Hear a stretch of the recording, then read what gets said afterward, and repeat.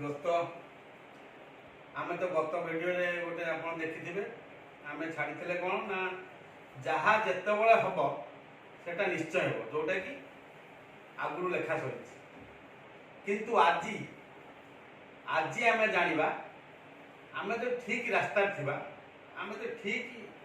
आम जगार आम ठीक थी ताहले आमर कौन असुविधा हम ना आम जो सेटा कौन सत्यर पावर सत्यर कौन पावर आज आम से गपटा जाना गोटे राजा थे से राजा बहुत सत्यवान राजा माने प्रजा मान मंगल करवा ठीक समय ठीक जिनस करवा प्रजा मान उन्नति निमंत्रण काम करवा सब काम से ठीक ठाक करते से दिने देखले कहले ये पाख पड़िया गोटे गोटे पाखर गोटे पड़िया था यहाँ कहीं खाली जीव आम कौन करवा चलो गोटे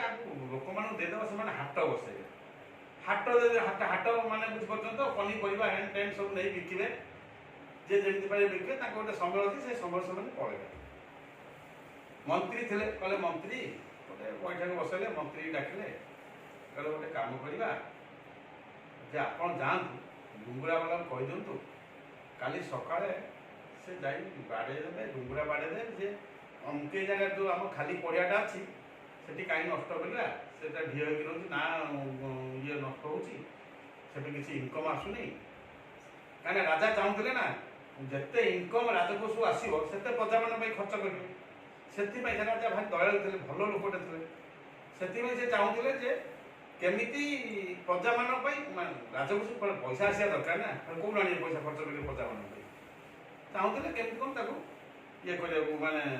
इनकम सोर्सटा बढ़े कहले जाई डुंगुरा बाड़े देव मंत्री गले मंत्री कहले ना महाराज पाखर से हाफ किलोमीटर दूरतार गोटे हाट हो प्रतिदिन आपड़ से लोक मान लोक मैंने हाट कर तो आम किसी पैसा आसूची ये पाखरे हाट को लोक कौट आसवे बेपारी कौट आसवे हाट तो राजा कहया कथा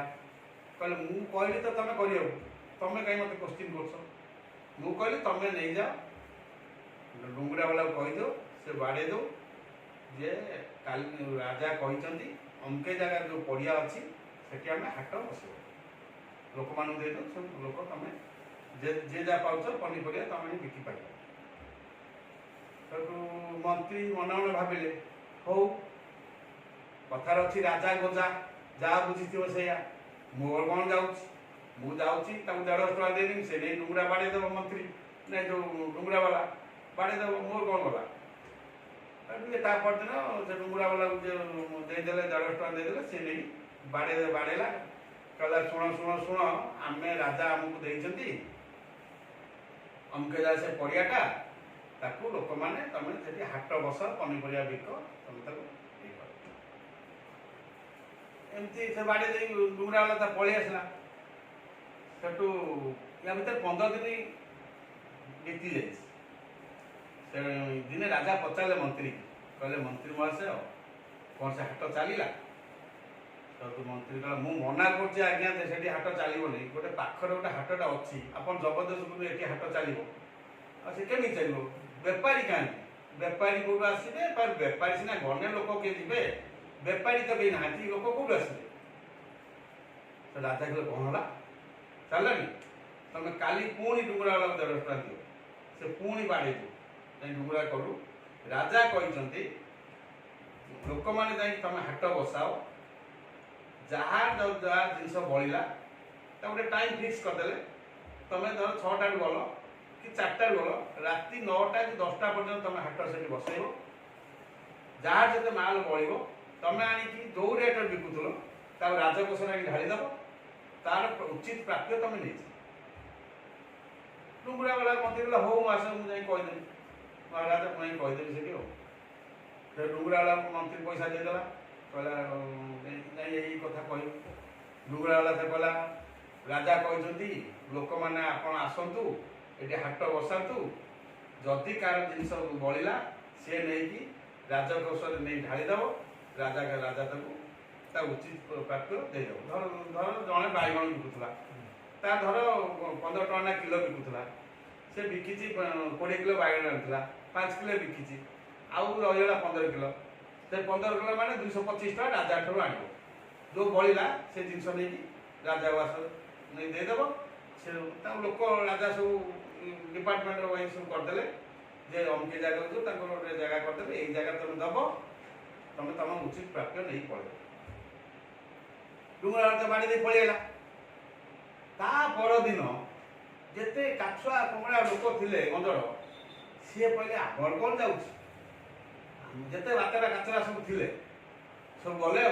कह चलो आम किए बैगन नहीं गला किए भेंडी नहीं गला किए सारू नहीं गला एमती विभिन्न प्रकार जिनस नहीं गले नहीं सेठी लंठन जाली हाट बसैले लोक देखिले दूर कहले अरे ये कौन सब एत लोक बस कौन सब बिकुन आस्ते आस्ते लोक चलले से लोक गले एमती ये माने लोक आसिले केते न आसिले केते एमान तो नहीं राजा बसे नहीं ढाल देवे तब 15 टका बिकुन बैगन किलो से 15 टका ही राजा ठू आने लोक किसी किसी आसिले किसी किसी बिक्री है एमाने कौन किए ताश करला किए ये कला परिया बिक्री हो न हो 10टा दिन गला पेड़ी मुदी बांधी राजा कदे नहीं ओजन करदे आज्ञा मोर एति बळी साल वाला कला आज्ञा मोर एति बळी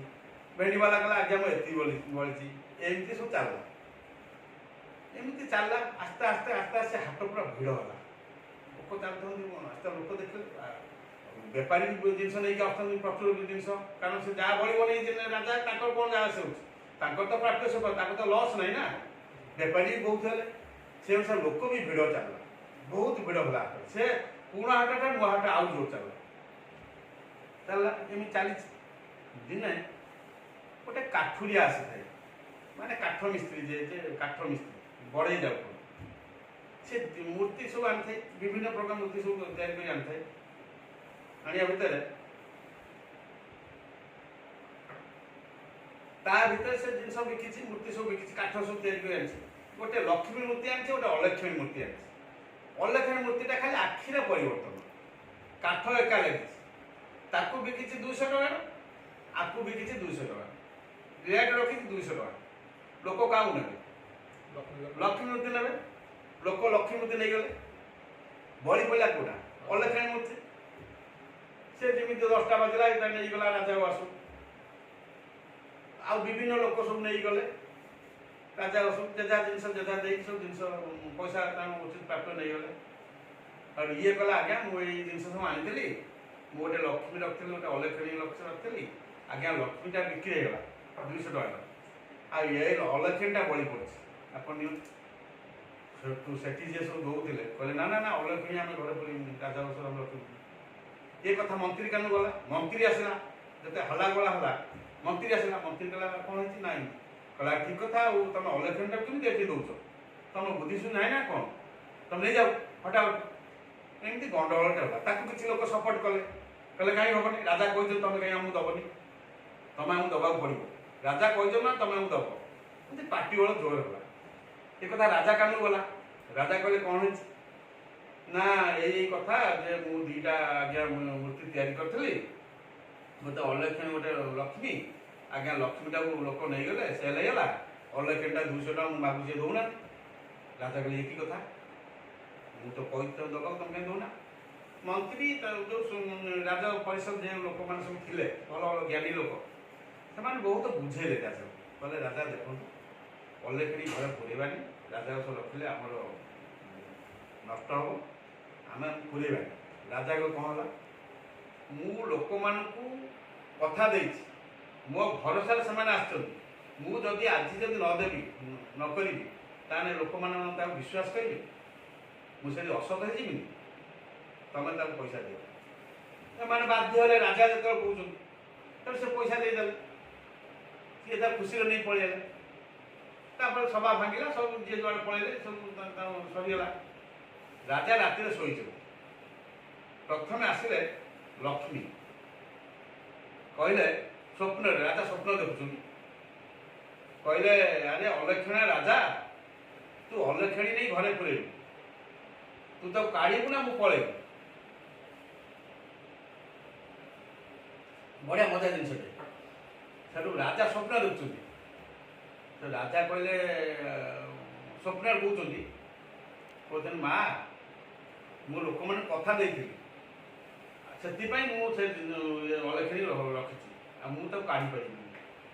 ଆଉ ଯଦି ନ କାଢ଼ୁଛ ମୁଁ ପଳଉଛି। ରାଜା କହିଲେ ଯାହା କରିବ ତମ ଇଚ୍ଛା ଆଉ ମୁଁ ତାକୁ ସତ୍ୟ ଭଙ୍ଗ କରିପାରିବିନି ନା ମୁଁ କଥାଟା ଦେଇଛି ମୁଁ ସତ୍ୟକୁ ଭାଙ୍ଗି ପାରିବି ନାହିଁ। ଲକ୍ଷ୍ମୀ ପଳେଇଲେ ତାପରେ ଆସିଲେ ଭାଗ୍ୟ କହିଲେ ଆରେ ଅଭାଗା ରାଜା ତୁ ଅଲେଖିଣି ନେଇ ଘରେ ପୁରେଇଲୁ ଆଗେ ଲକ୍ଷ୍ମୀ ଛଡ଼ା ରାଜା ଅଭାଗା ରାଜା ଅଲେଖିଣି ନେଇ ଘରେ ପୁରେଇଛୁ ତୁ ତାକୁ କାଢ଼ିବୁ ନା ମୁଁ ପଳେଇବି। ତାକୁ ରାଜା ସେଇ ସ୍ୱପ୍ନରେ କହୁଛନ୍ତି ଠିକ୍ ସେମ୍ ଷ୍ଟୋରି କହିଲେ ମୁଁ ତ କଥା ଦେଇଛି ମୁଁ ସତ୍ୟ ଭାଙ୍ଗି ପାରିବିନି। ସେ ଭାଗ୍ୟ ବି ପଳେଇଲେ କହିଲେ ରାଜା କହିଲେ ତମ ଇଚ୍ଛା ତମେ ଯିବ ଲକ୍ଷ୍ମୀ ତ ପଳେଇଲେ ତମ ଇଚ୍ଛା ତ ପଳେଇବ। ଭାଗ୍ୟ ପଳେଇଲେ ଲକ୍ଷ୍ମୀ ଆଉ ଭାଗ୍ୟ ପଳେଇଲେ ତାପରେ ଆସିଲେ ସତ୍ୟ ପଳେଇ ଆସିଲେ କହିଲେ ଆରେ ଅଭାଗା ରାଜା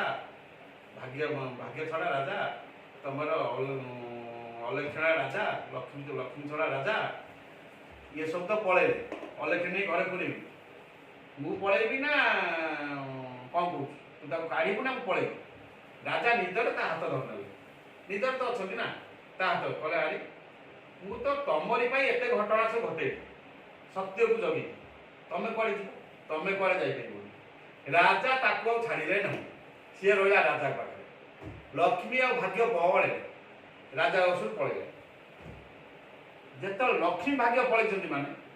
ରାଜକୋଷ ମରୁଡ଼ି ପଡ଼ି ପୁରା ମାନେ ଆଉ ଛାଡ଼ ହେଇଗଲା ଧନ ନାହିଁ ଗଲା। ଭାଗ୍ୟ ପଳେଇଛି ମାନେ ଲକ୍ଷ୍ମୀ ଭାଗ୍ୟ ଦୁଇ ଜଣ ତ ପଳେଇଲେ ରାଜା ପୁରା କାଙ୍ଗାଳ ହେଇକି ରାଜଉଆସ ଛାଡ଼ି ପାଗଳ ହେଇଗଲେ।